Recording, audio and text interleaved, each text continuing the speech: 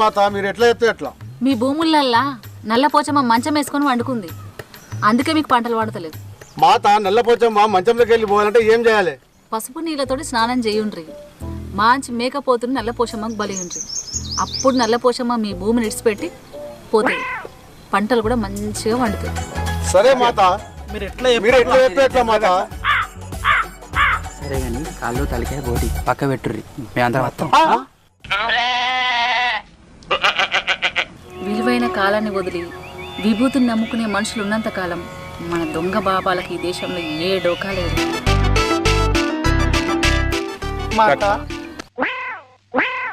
ఏమిటి భక్త మీ కోరిక? మాకి సేటు దగ్గర పెద్ద పెట్టా ఉన్నాయి, దాని లోపల 8 కోట్లు ఉన్నాయి. దాని లాకరు ఎక్కడో పోగొట్టుకున్నాయి, దానికి ఓపెన్ చేస్తా అన్నాయి, మీకు సగం ఇస్తా అన్నాయి.